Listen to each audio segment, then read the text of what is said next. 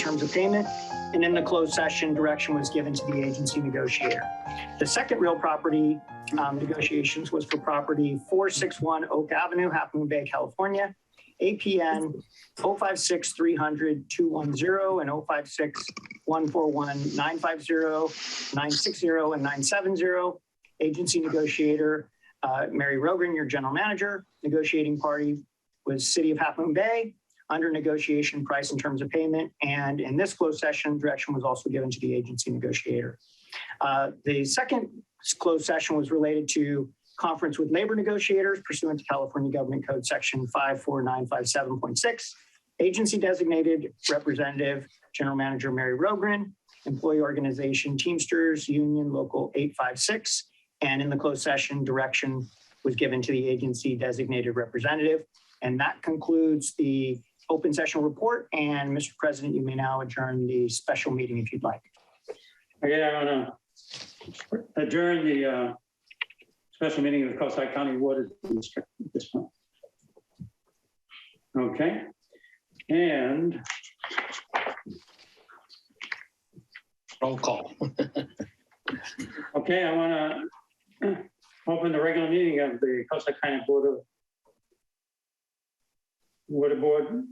of Directors on Tuesday, February 8th. And I'm going to ask for a roll call.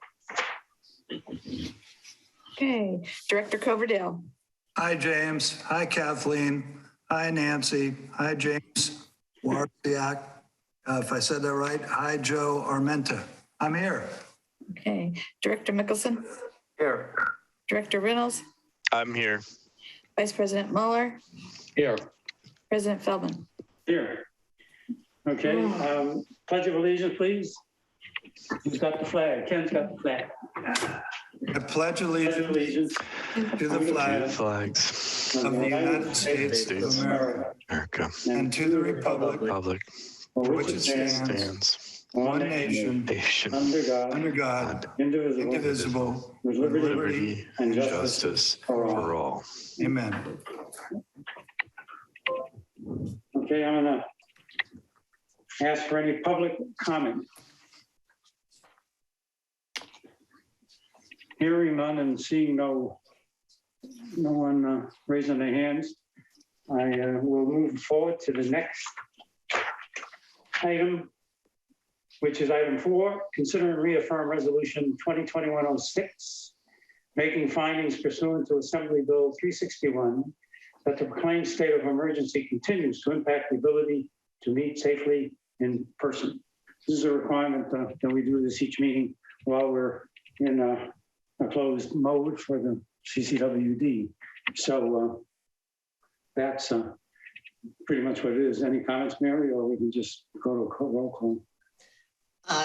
I think you need to someone needs to make a motion. Right. Yeah, this is Glenn. I'll make a motion that we consider and reaffirm resolution 21-06, making findings pursuant to Assembly Bill 361, that the proclaimed state of emergency continues to impact the ability to meet safely in person.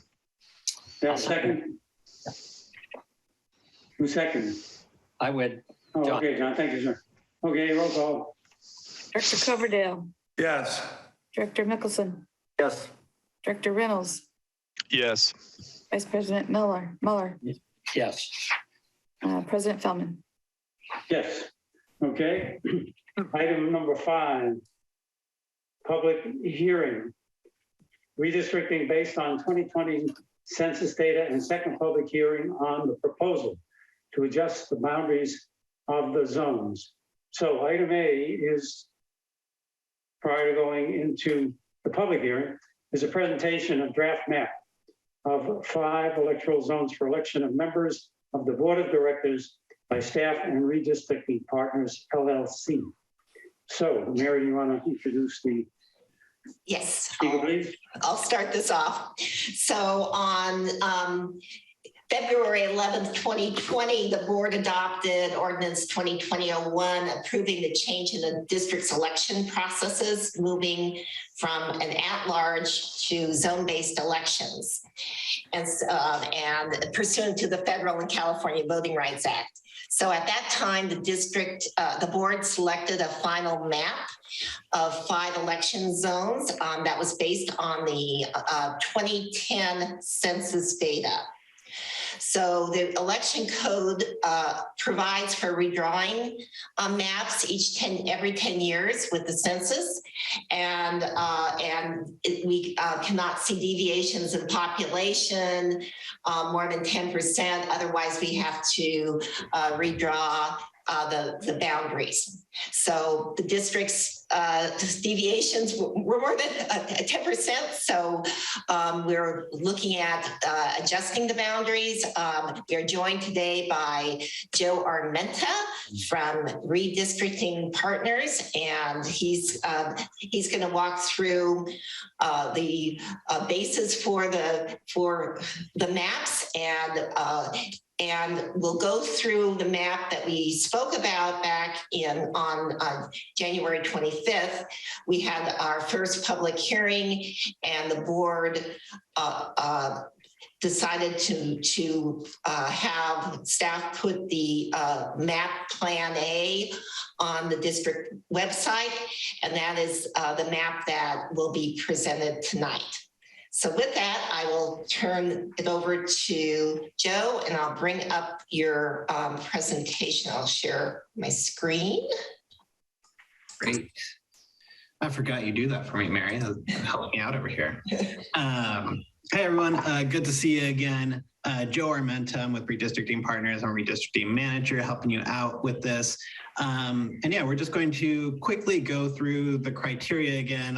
I won't go as in depth as what we did in the last one, just because it's already been presented. If anyone in the public is watching this, I recommend that you watch our last meeting where we go into the ins and outs of all this. We'll mostly quickly breeze through the first portion of this. And then, yeah, we'll review the draft map A, which you all posted on your website and decided to move forward with, and then we'll go from there. So lost the screen, but I'm sure Mary's figuring it out right now. There we are. So just again, we're going to quickly breeze through the first portion of this, and we'll mostly look at the draft map. So next slide, Mary. So what is redistricting? Again, every 10 years, we do a census. The United States does a census, and then we reapportion we readjust the district boundaries based on the new population numbers that come in from the census. Basically, the districts have to be relative equal size. So you can't have, usually we stay within a 10% deviation. That's the difference between the biggest district and the smallest district. We try to keep that within 10% due to a judicial precedent. So next slide, Mary. Some of the things that we also do consider when we are drawing these maps is to create districts that are contiguous, that keep areas as compact as possible, that maintain communities of interest, like-minded people together, and that follow city and county and local government lines. We can go to the next slide. Communities of interest are basically just bringing like-minded folks together. Under the Federal Voting Rights Act, there are some protected minority groups that are considered a community of interest, Latinos, Asians, and African Americans. They fall under Section 2, the Voting Rights Act, and do pertain to redistricting, although it needs to meet a certain criteria, which we discuss later in these slides, but we don't believe that's actually, the standards that make that community of interest that you need to consider are apparent in your water district. So next slide. There's also the Fair Maps Act. This is recently passed law. A lot of this deals with the process of transparency, holding meetings out in the public so they're not in smoke-filled cigar rooms, but allows the public to participate in this process. There are some other standards laid out in the Fair Maps Act, like not using incumbent candidate residences, as a community of interest and not drawing district lines to advantage or disadvantage a particular political party. These rules don't apply to special districts like the Water District, but they're just best practices that most districts voluntarily opt into. Next slide. So the Voting Rights Act, there's the Federal Voting Rights Act. This mostly has to deal with drawing majority minority districts. They need to meet certain preconditions in order for you to have to draw those. We don't believe that they're apparent in your water district. And then this just goes more into the Section 2 of the Voting Rights Act. Again, we don't think it applies to the water district. And then in terms of the census data, this data was collected in April 2020. Throughout 2020, really, it came in late. However, the timing of this didn't really affect this water district. We got it in August. We've been using that to determine the population numbers. And we can go to the next slide. And there's also the American Community Survey, which is how we get the demographic information. This is a survey that averages 5 years of responses that the census sends out and just gives us a good idea of what type of people live in certain locations. So we merge this data together. We use this data to just get our population demographic information. However, we draw the districts using the actual census data in order to determine equal size population. So these are your current lines. You're pretty familiar with them since you recently drew them.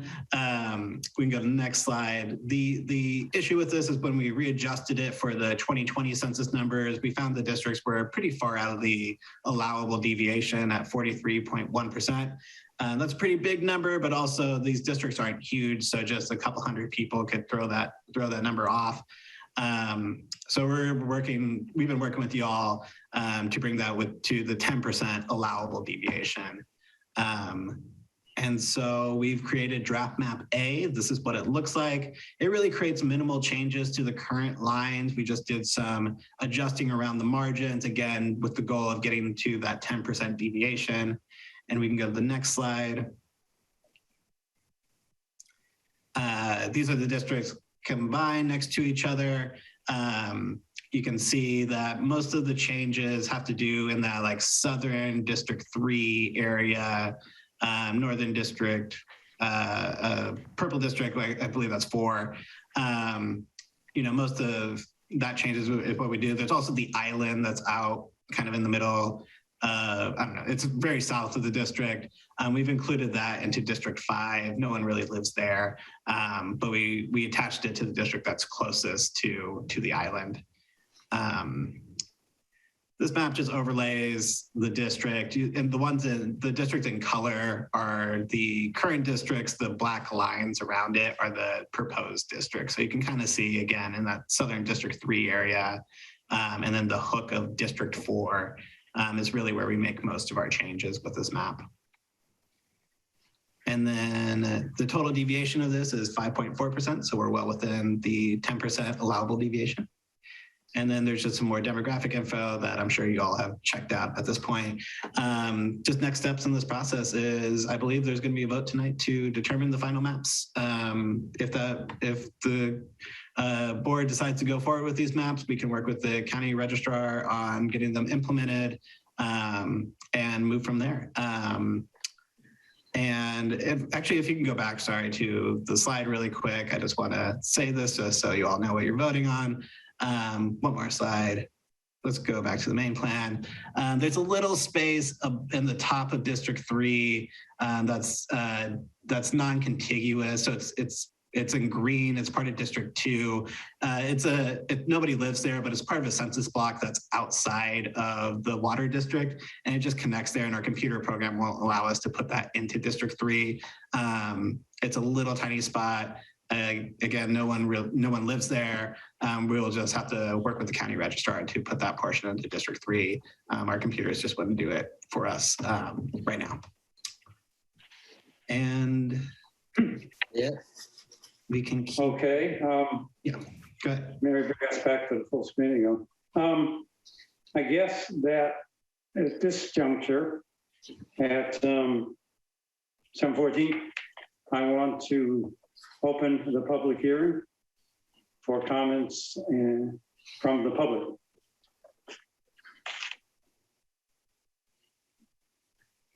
I see no members of the public that have indicated that they wish to talk or comment. With that, we'll close the public hearing at 7:15. All right. And I'd like to make a comment, Mr. Chair. Yeah. Hello. Yeah, this John making a comment, or you had a public Yeah, comment? please. Time to comment. Okay. Yeah, I think the one thing I'd like to do is thank Joe and the firm, but on the staff report, it's most important that it says here that we are satisfied with legal requirements and we comply with both California and federal law. The public needs to know that we are in compliance if we move forward with this item. Okay. Other comments? Okay. Well, I think that Joe and his group did a good job of bringing us to this closure point, and that we have a map that works for us, and that will go now on record. I think that the interesting thing is, although there is some minor modifications, that it's very much the result of some previous work we did in 2020. And it's with the test of time, with being corrected and updated, gives us a better deviation of almost modest proportions, so that I think we're good. And with that, I guess I'd like to get what do we do? Have a motion to adopt this, Mary? Yes, I'd be happy to make that motion that we adopt resolution 2022-02, Exhibit 1, approving the adjusted zone-based boundary map for the election of members of the Board of Directors based on the 2020 census data for redistricting, and invite Joe back in 10 years in 2032. He's young enough. Okay, thank you. Second? I can make a second for that. Thank you, Glenn. Okay, roll call. Director Coverdale, Yes. Director Mickelson, Yes. Director Reynolds, Yes. Vice President Mueller, Yes. President Feldman. Yes, okay. Thank you for your help, Joe. Appreciate it. And Thank you all. I will see you in take care. 2032, and I'll work with Mary on finalizing everything else too. Thank you all. Thanks. Thank you. Thank you. Next thing on the agenda is the consent calendar. Do I have any comments or items that anyone wishes to pull from the consent calendar this evening? Mr. President, I reviewed the accounts payable, the credit card statement, and the petty cash statement. I found them all to be in order, and so I would urge that we approve them. Thank you, sir. Hearing nothing else, I'll ask for a motion to approve the consent calendar. I will move to approve the consent calendar at this date. Second, please. I'll second. Okay, we have a motion and a second. Take a roll call. Director Coverdale, Aye. Director Mickelson, Yes. Director Reynolds, Aye. Vice President Mueller, Aye. President Feldman. Yes. Okay. Item 7, meetings attended, director comments. Any comments? As I mentioned, Mr. Chair, we attended the subcommittee meeting for HR on Friday, February 4th, Okay, for the record. thank you. And we discussed the results of the input on that.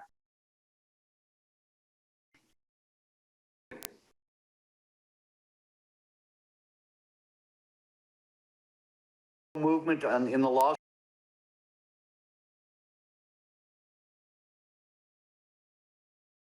You know that Dennis Ferreira now is head of the SFPUC. So we kind of got a taste of where he's coming from, and he is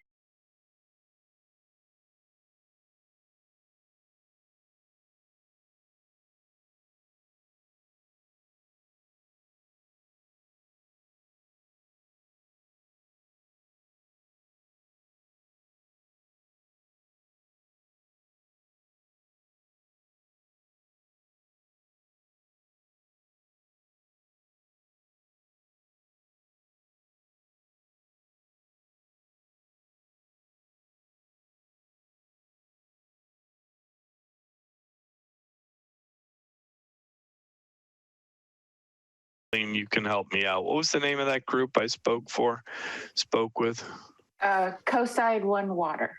That's it. Talking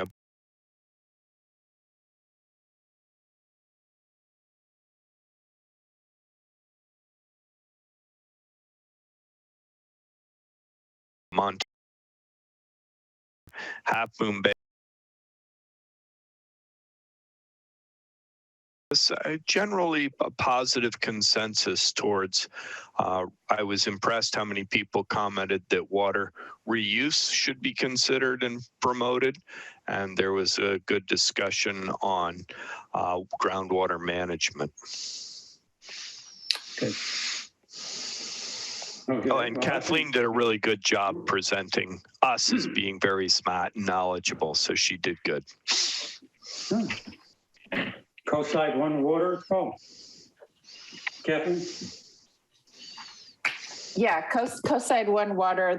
The San Mateo Resource Conservation District helps keep us organized and meeting. Oh, resource. Okay. Yeah, and it's mainly mid-coast, so it doesn't include, so the northern boundary is Montero Water and Sanitary District, and the southern boundary is the city of Half Moon Bay. Well, good to know. Thanks for your participation, Glenn and Kathleen. That's great. How many people follow that thing in terms of the Zoom meeting? How many people are on it? It varies, but because we have a lot of NGOs, special interested parties from like the Marine Sanctuary and different in the county. There's a lot of different county organizations. I would say, there was at least 15 people on that call. Okay. Yeah. Well, good. I'm glad we're getting the word out where we have to and that you participated. Any other meetings or comments? Hearing none, we will move on to general business. Item A. Mary, you want to do item A? Consider Yes. resolution 2022-03. Let us know what it is and what it's for. So the board has previously authorized us to begin the process of raising funds for the Nunes Water Treatment Plant Improvement Project. And in reviewing the financing model with President Feldman, Director Coverdale, we recommended applying for $7 million in funding.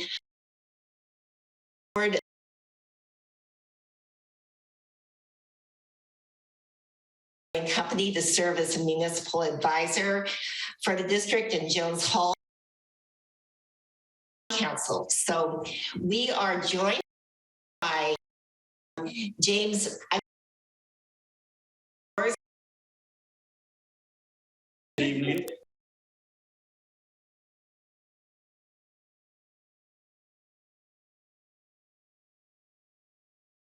From Backstrom, McCarley Berry and Company.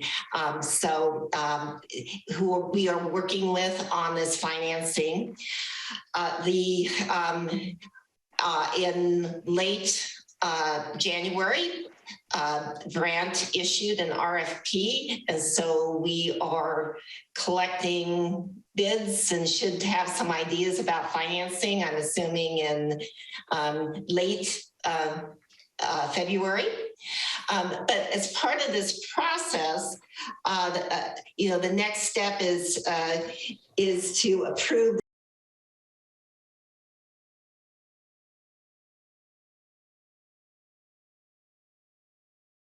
refunded the 2000. The bills is approved form and no 2006 issue. So it's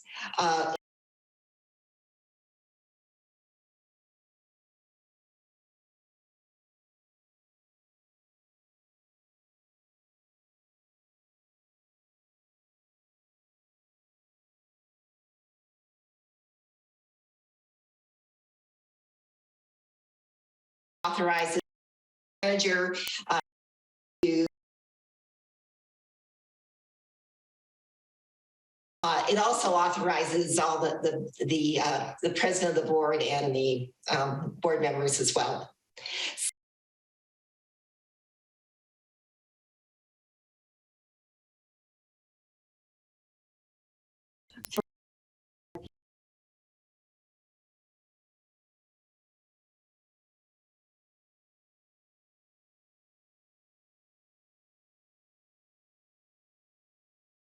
For on the agreements here, the things Mr. that Chair, we're going to authorize. I'm sorry, John. no problem. Mine's very brief. With this miracle federal government and sending everybody money, would there be any possibility if the district would receive some federal assistance to pay the loan down earlier? I didn't see anything in there like that, just skimming through it here the last day or so. So just a very simple question, if your history has any knowledge on that. Yeah, that's a great question. When we return, we get the term sheets back from the lenders. We sent the request for proposals to over a dozen banks. I anticipate we'll see probably somewhere between 4 to 6 responses, 4 or 6 lenders. We're requesting a 20-year fixed rate loan. And we're also asking for prepayment language for all different types of prepayment options. So there will be an ability to prepay the loan earlier. Typically, banks are somewhere between 5 and 8 years for prepayment. So there will be a chance. We can always ask a bank. Again, one of the benefits of doing a bank loan versus the public offering is we do have time to negotiate with lenders too. So Mary can take a look at all the different term sheets and also look at the prepayment options. But the takeaway is, yes, you'll be able to prepay early. It just depends on which lender you choose. Thank you for that. Thank you. Other questions, comments? Okay, so I think the work done so far has been very professional. We've had a relationship with the gentleman early on, and they did a great job in the loan transfer into the bank here, and we've saved money as a result of that, and hopefully they'll do their magic and get us the best deal they can as we move forward. So we'll be hearing more about this and seeing more before it in fact becomes the law, right, Mary? And so we just need to agree that we want to use these as our documents and agreements to go forward to get the rest of the work underway. You need a motion on this? Yep.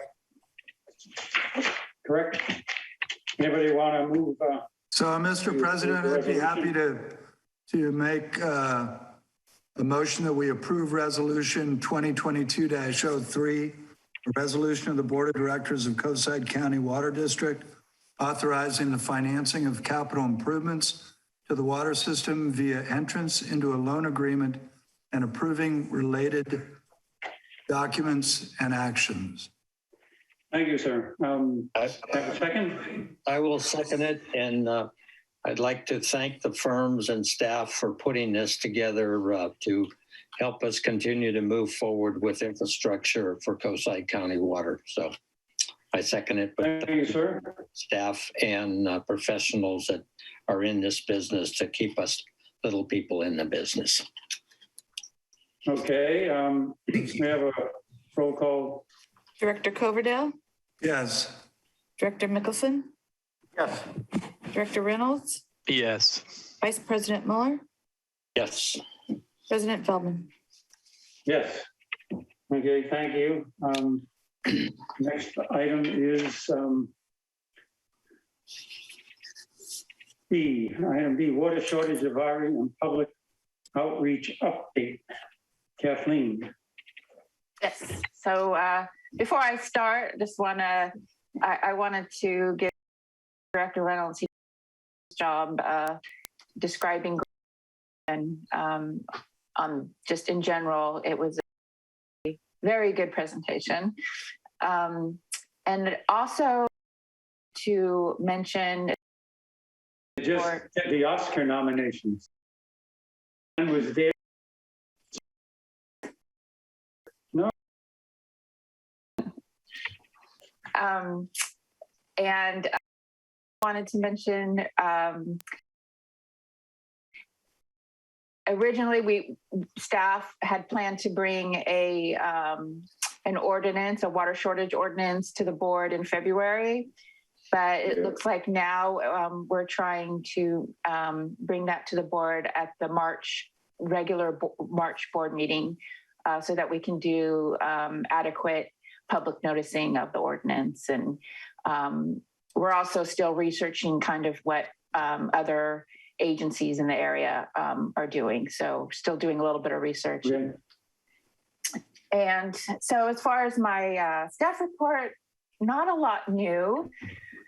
Unfortunately, can't say that we've gotten any more precipitation.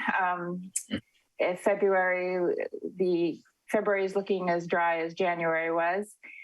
But in my staff report, I did provide the current U.S. drought monitor graphic for California, and I compared October to January, the end of January. And so it does show a definite improvement. December did help us across the state so that we're now mostly severe drought instead of the extreme drought. So that's very good. As far as milestones, on January 31st, SFPUC provided us with a initial water supply estimate. Nothing's really quite changed. It's about the same as it under the from SFPUC. And where San Francisco is still for across the board for retail and wholesale customers on the regional water system, a 10% water savings. So that hasn't changed. So the next dates that are going to be critical are February 15th and then ultimately April 15th after the April snowpack measurements. San Francisco will have a better idea moving forward if they need to go from voluntary to mandatory. And we're hoping that we can keep our demand low because that will also help. It's also an important piece of information for San Francisco. If we can meet these percent under voluntary, then San Francisco would feel and wouldn't feel mandatory. They did have snowpack measurement, statewide snow water content.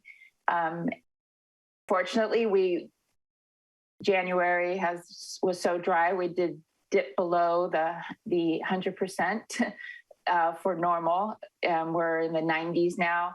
And then the percent average for the April 1st, which is the final snowpack reading, were 58% for April 1st. San Francisco did provide us with an update on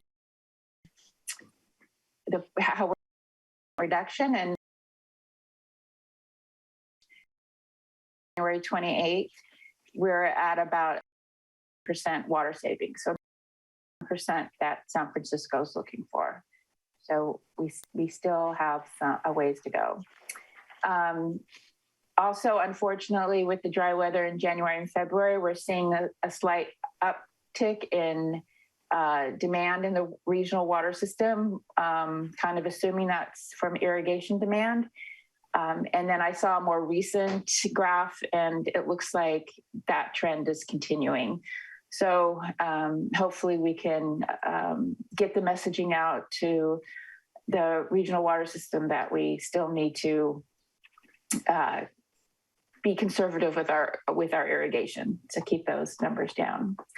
And then for outreach, we kind of took a break in January. We started it back up in February, reaching out to our customers who are in the higher tier, tier 3, and kind of as irrigators, to remind them that we're in a drought and to please conserve water.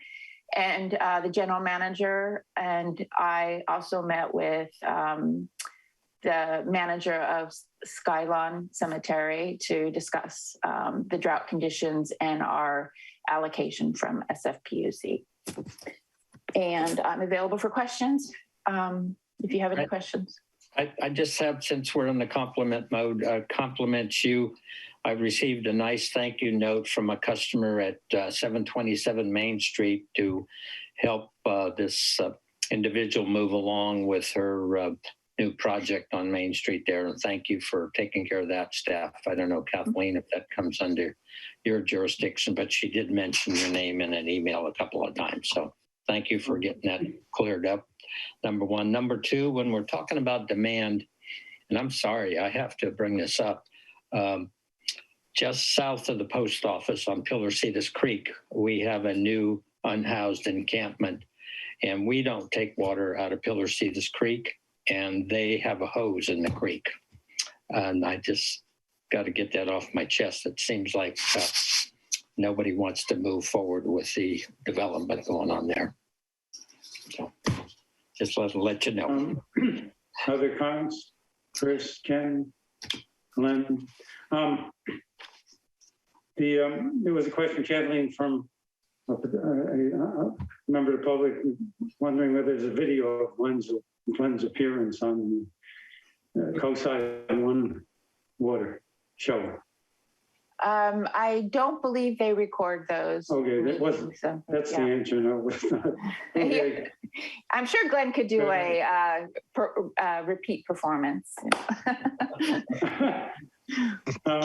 Cheerfully done if it was needed, but I'll keep you posted what develops. Okay. The irrigation stuff that you mentioned, it's going up. Do you think there's more of it coming? And we don't have another meeting till March where we'll talk about ordinances. Are we in the meantime still planning on any information to the public by outreach to not proceed with irrigation more than once or twice a week as we have done in the past? I don't know what the latest instructions have been, but it's another month. And yeah, so there's going to be a lot of rain, so at least not in the forecast. So I'm just wondering, do we have to say something sooner to just make sure they're still aware of that issue? Looking at for Coastside, we look like we're not seeing that same uptick that the regional water system is seeing. Okay. So I think we're lucky, and we are reaching out to those customers who are turning on their irrigation. I'm trying to, through Water Smart program. So, okay. So we are keeping that up. But yeah, the regional, when I was talking about how we're kind of seeing an uptick, that was for the regional water system as a whole. So all the Boston members, yeah. Okay, but if you look at our production and sales, it's looking right where we'd want it to be. Okay, we're doing where we want it. All right, just checking. Anything else for Kathleen? If not, then we will go to. Can I just emphasize one point that Kathleen mentioned, and that is if the staff is going to proceed with this ordinance at the March regular board meeting, one of the things that's required is a public hearing. And so what staff will be doing is they'll be noticing the public hearing if the decision is made to hold it at the March board meeting. So you may see some notifications go out in the meantime. So just want to give the board a heads up on that. Okay, thank you. Item C, it's about authorization of the general manager to enter subscription service agreement for software to assist data collection and presentation. I'll let share an understanding of what's on the table. I will hand this over to James. Thank you. The district currently uses their data collection and water data through a Microsoft Access system. This was developed about 8 years ago by Todd Schmidt. He's our senior treatment operator. He developed private for the district, so I kind of joke that we're a great database. We use this for our daily rounds, data collection, where we produce our production summary, get emailed, and most importantly, it keeps us on track for our reporting to Division of Drinking Water for our monthly reports. I believe before this happened in 2014, we were using Excel to enter into some custom sheets for the monthly reports, and I heard it took close to a week to compile this data. So Todd's been great with this this database, and we all feel like it's time to move on to something that's more supported and not homegrown and customized. And we've done a look into what is out there, and Todd and Sean and some of the other treatment staff have a Hawk product called WIMS, Water Information Solutions. And it's basically a central database that can pull in the information that the operators are entering on a daily basis through their treatment rounds and their distribution rounds, and can also leverage data from our SCADA system into an interface that is a little more user-friendly with out of the box canned reports, easily customizable dashboards. And I think we could get a lot more out of the data we have. So the data that we have, the data that we have created over the last 8 years would be imported into this new system. So the $56,000 is to have the data imported, customized, and also training as well. And then there's a software subscription portion of it, and I can go over those numbers later. A little concerned emergency, but we're trying to plan ahead. We're concerned about relying on a single staff member to operate and maintain this activity. Todd does probably spend several hundred hours a year customizing and doing database maintenance. And as you know, Todd is a professional engineer and an outstanding treatment operator. I personally, as the superintendent, would rather utilize the skills in other endeavors than database management. But again, so we've come across Hawk. Hawk's a very well-known international company, especially in the water analytical laboratory sector. They have great customer service. And other water professionals speak very highly of them. So we are looking to migrate the data that we have over to this new system. The implementation services is $37,000, $10,000 in training, and then the annual subscription for the software is $9,100 a month, $9,150. So Todd and the treatment staff put together a real nice matrix in attachment A that could probably better explain all the details of the differences between the two systems and the benefits. And then in attachment B, there is the quotation from Hawk. We've been kind of waiting because we've been looking to check references and look around. We sat on the last quote so long that Hawk was going to hit us with let's say about a 10% increase in the price. We negotiated them to hold it. So we might not be able to do that if we don't do this tonight.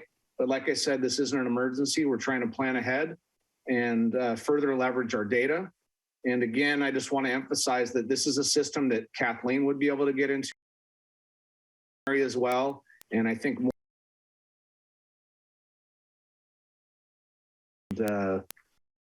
questions.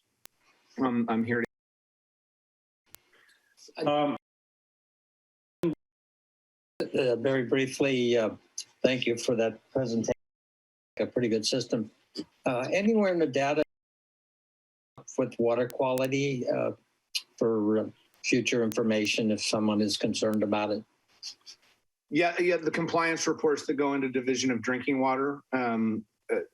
really report the performance of the plants. The water quality data is coming from the laboratories that go to the state. So we don't track our laboratory data in the Access database, but I believe with this new system, we would be able to leverage some trending of that data as well. It's a central database that we can pull in from different sources. Great, thank you. You're welcome. Other questions, comments? Okay. My perception on Todd's done a great job over the years in generating this reporting that he does for us. And he made it so seamless that we didn't realize how much was going on behind the scenes that needed to be done to make it happen. And the more I learned about it, the more I understood that this was no walk in the park that's moving around. If this helps much better, gives us a better sense of where we stand on all of these various functions that we need to monitor.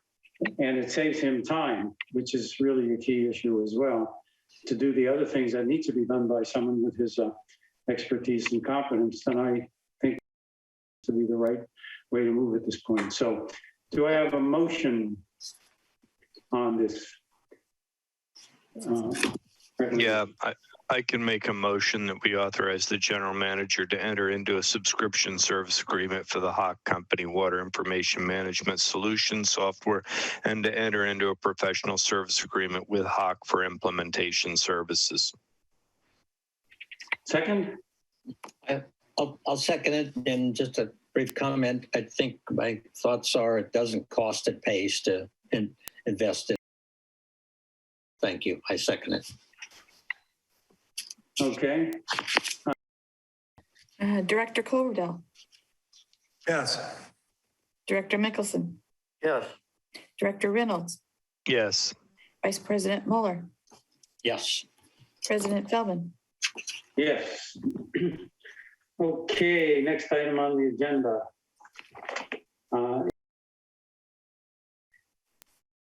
2204 to approve placing a nomination, John Mueller, as a member of the Association of California Water Agencies Region 5 Board of Directors. John was kind enough to step up and volunteer to put his name in the hat for that from a message we got from Aqua. And I appreciate that. And it'd be great if we're able to have representation on that board and could stand us in good stead. We had it once before when I was there, and it'd be good to have another voice from Coastside County Water. So, you want to tell us about the process, Mary? Well, so the Aqua Board has an opening for the 2022-23 term. And so pursuant to the Region 5 rules and regulations, the nomination process requires the agency's board of directors to approve a resolution in support of the nominee. So we have the resolution attached, and we also have John's application and his Vice President Mueller's illustrious resume with all the various positions he's held over the years. Any comments, questions? Okay, sounds like everybody's on board to have John nominated. So can I have a motion? I'd like to move that we support John. I'm sorry, I turned off what I wanted to read, but support him for the Aqua representation for Coastside County Water District. I can't imagine a more well-qualified individual or a more experienced individual that we could possibly have represent us. So I would enthusiastically support his nomination. Yeah, and I'll second that. Thank you. Thank you. And so the formal motion would be to adopt the resolution number 2022-04, approving placing a nomination John Mueller as member of the Association of California Water Agencies Region 5 Board of Directors. Aqua requires a resolution. Just want to be sure that that was part of the motion. Yes. That's exactly right. Thank you. Absolutely. Okay, so nomination, the motion and a second. So have a roll call. Director Coverdale, Enthusiastically. Director Mickelson, Yes. Director Reynolds, Yes. Vice President Mueller, Yes, don't tell Ida. President Feldman. Go for it. That's it. All right.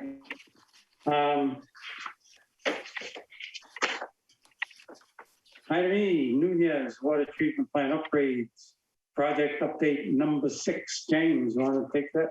Certainly. It's amazing 6 months this project already gone by, but every time I go up there, the place looks better and better and better. Ranger's doing a great job. We had HDR out today to talk about some drainage issues, and we found Ranger to be very forthcoming and forward thinking and bringing up issues before they come, and it's a panic and a change order. So we're really liking the relationship thus far.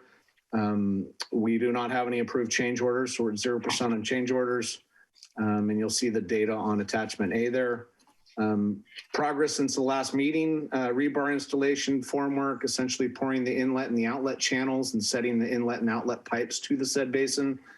They have been moving dirt behind it and compacting, and they're getting prepped for the soil nail wall that goes alongside the parking area before the said basin.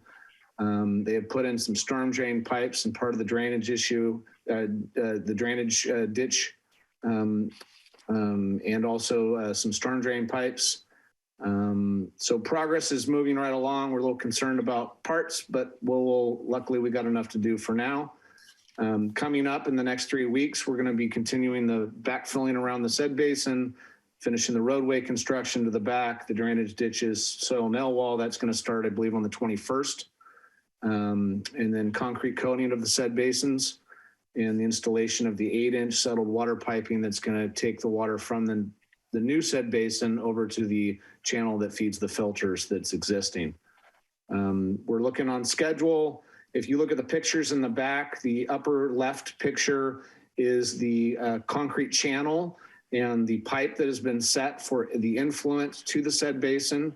So that channel was poured and formed around the pipe. It's also gone through a soak test to make sure it doesn't leak. And then moving right, this is a drop inlet for the storm drain system behind the said basin. And then on the lower left, you'll see this is them pouring the outlet chamber for the said basin where they're setting the outlet pipe. The middle picture there is the clearing of the area where the pump station, the MCC, and the caustic tank is going to be. And then again, on the lower right-hand corner, you can see all the rebar that went into the inlet channel to the said basin. So it's coming along and we're progressing well, and staff has been really pleased with the project, and we appreciate everyone's support. Well, I have a comment, if I may. I'd like to thank you for the timing of this project, but I don't want to really thank you because of the drought. But you picked 2 good months to get this thing moving. Unfortunately for the rest of us, we wanted water, but at least you got the dry weather to go. So good job. Congratulations on that segment. Yeah, I was hoping for some more rain delays, but we couldn't make that happen. Good job. Thank you. James, question.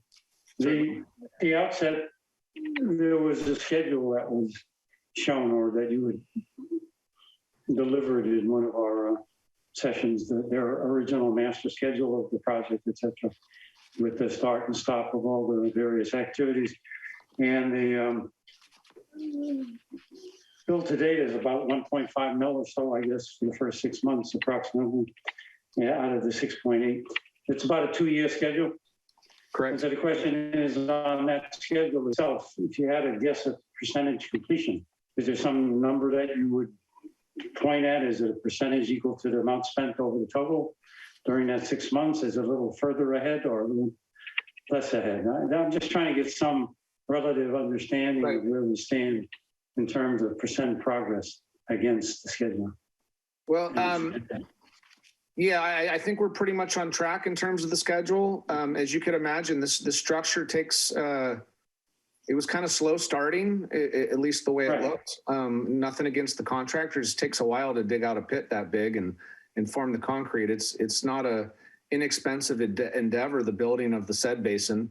And I'm really glad that we did that first so that we can have some redundancy there. So in terms of percent completion, there's a lot of little parts still yet to go in. What's nice is there's not a whole lot of other areas where they're going to be exposing things and we don't know what's behind the dirt or the concrete. So that reduces our risk for change orders. And the contractors even commented, you know, once you get done with that and you get into the filters, you can see everything else. So there's not really a whole lot of room for problems. So, I mean, I wouldn't say that we're, you know, 20% there is kind of just a guess in terms of the level of effort that went into the said basin. The rest is a lot of mechanical and electrical. Okay. But that's more just in terms of percentage of things getting done. The said basin was a big part of it. Okay, I mean, max about 22% if you use the numbers, basically. And I guess I know that's, you know, it's not that easy to do with all the items in the project, but your gut says that we're still looking good for completion as scheduled in August of 2020. Yes, you know, as long as these supply chain issues don't get worse than we've already kind of expected. There are some parts, a drop inlet today, the contractor said was going to be 12 weeks out for a concrete box. So we don't see any serious delays. I think it's just been a patience game with the contractor of ordering things ahead of time and making sure we give him answers on when he has questions about things. We've been really good about that. So I think we're looking really good thus far. Okay, it's a big number and we want to be sure that you feel comfortable that, you know, the outflow is as it should be and the job is moving as you would hope and they're doing the work as you expect. So it sounds that way and I'm pleased to hear that. Thank you very much. Good report. And I guess I'll try and get down there again. It's changed a lot since we were there last time. So I'd like to see how much has been added to it. I was last year. Anything else on this for James? No, I just thought I just want to remind all the board members, open invitation to come visit. Just let us know when and we can have you up. Okay. As long as there's not more than 2 of you, Patrick will be fine with it. Okay, thanks much. Thank you. Next item is Superintendent of Ops report. That sounds like someone familiar. Jane, you want to do it? Yes, isn't there something else there, Mary? Skip my report. Oh, I'm sorry. Yeah, Mary. On James here. But We're getting along so well. I just wanted to. Okay, Mary. I'll be very fast. Annually, Aqua JPIA recognizes members that have a loss ratio of 20% or less in their liability, property, workers' comp programs. And once again, we did a stellar job in not having claims, and I attribute our awards to our wonderful staff who really pay attention to safety and making sure that we attend to equipment and our property. So this award not only is, you know, we get a piece of paper, but in the last couple of years, we received a $35,000 refund each year for, for getting this award. So I assume we'll see something like that. I haven't been promised anything, but we are rewarded in many ways. So thank you to our staff. What comment, anybody on it? I mean, what can you say? The gang is doing the work, doing the right thing. I mean, this is really great. You see this regularly, and you have to commend everybody for watching the P's and Q's and keeping us whole and doing what you need to do to give us these merit recognitions. regularly. So please, give our thanks to staff for those well considered efforts. Appreciate it. Other comments? Okay, next. Is that your general manager? Mary, that's it? That's it. Okay, now we turn it over to James. Sorry about that. Okay. Go for it. We're getting hungry, James. All right, I'll be quick. We're running on Denniston and the Pillarcitos wells as much as possible.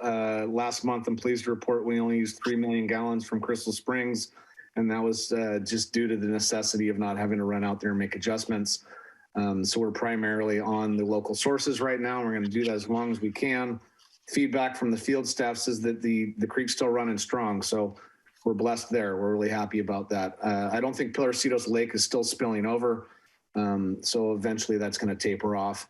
We did get the new motor into the raw water pump station at Denniston so that we can ramp up when the time comes. And we've been instructing staff to not ramp up Nunes and pull off Crystal Springs, bring up Denniston if we can as needed. So with that extra rebuilt motor and that pump available, we'll be able to increase the flow rate at Denniston as needed. So that's a good thing. Cal OES PSPS grant, run into some permitting snares that I think helping the contractor navigate. We did get an extension till the end of the year, 2022, just in case something happens. The tank's ready to go. It's just the permits aren't there to welcome the tank to the site. We are hoping to get that in before the PSPS season and working diligently to make that happen. Nunes Water Treatment Plant, you heard about that. EKI, Grandview Highway 1 crossing, 100% complete. Caltrans encroachment permit. Mary and I are still working out things with the city, and I think we've come to agreement on a few of the encroachment permit conditions that are reasonable. And my hat goes off to city staff for helping us with that. Pillarcitos Crossing, we had the mandatory pre-bid meeting today.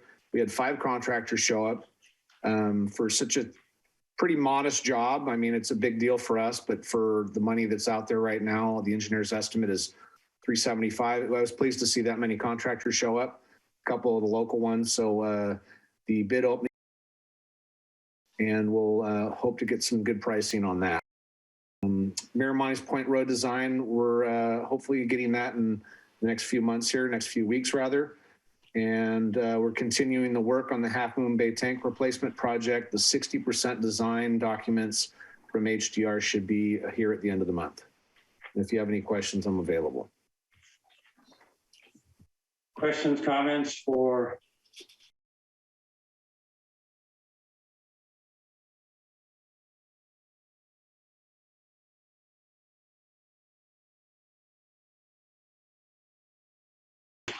doing for us, and just keep it up. Keep it up.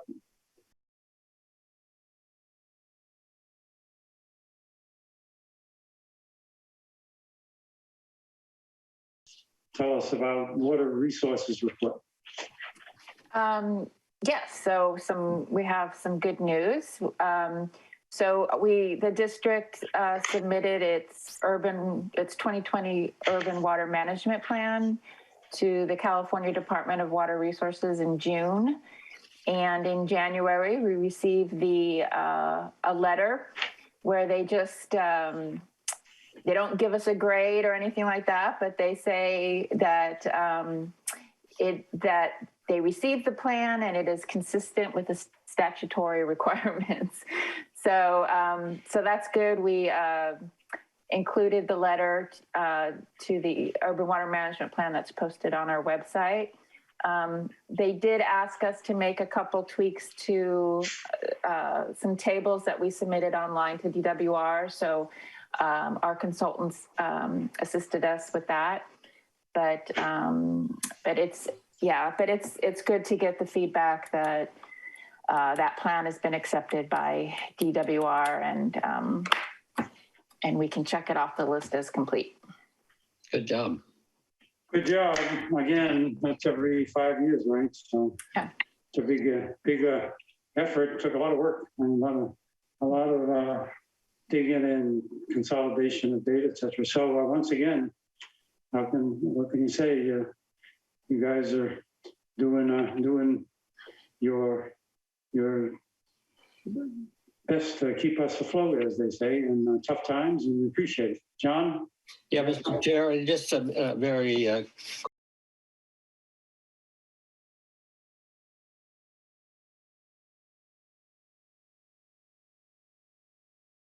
on.